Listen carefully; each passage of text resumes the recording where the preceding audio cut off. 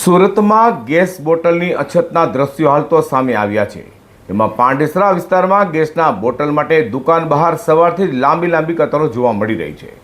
તો બીજી તરફ કલાકો સુધી રાહ જોયા બાદ આધાર કાર્ડ અને લાઇટ બિલ બતાવ્યા બાદ જ બોટલો અપાઈ રહી હોય, જેને લઈને મજૂર વર્ગ પરેશાન થવા પામ્યો છે। સુરતમાં ગેસ બોટલની અછતના દ્રશ્યો સામે આવ્યા છે, જેમાં પાંડેસરા આશાપુરી વિસ્તારમાં આવેલી ભારત ગેસની દુકાન પર ગેસ બોટલ માટે ભારે ભીડ જોવા મળી હતી। લોકો સવારના 7 વાગ્યાથી લાંબી લાઇનમાં ઊભા જોવા મળ્યા હતા। જો કે 5 કિલો ગેસ બોટલ માટે 1500 વસૂલાતા હોવાનો આક્ષેપ કરાયો હતો।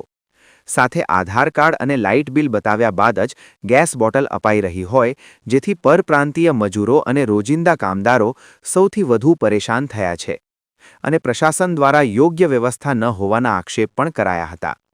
ત્યારે લોકો કહી રહ્યા છે કે જરૂરી વસ્તુ માટે પણ હાલ સુરતમાં ભારે હાલાકી સહન કરવી પડે છે। આપણું સુરેશભાઈ આશાપુરીમાં આપણે સવારે 8 વાગ્યાના સમસ્યા ગેસના બાટલાની છે। હા, લાઈનમાં જ છે સાહેબ, બધે લાઈન જ લાગી। સરકાર બધી જવાબદારી બધું ચાલુ જ છે, બધું વાતાકૂટ જ છે। સમય બદલાવશે, મારું કઈ કામ નહીં થયું।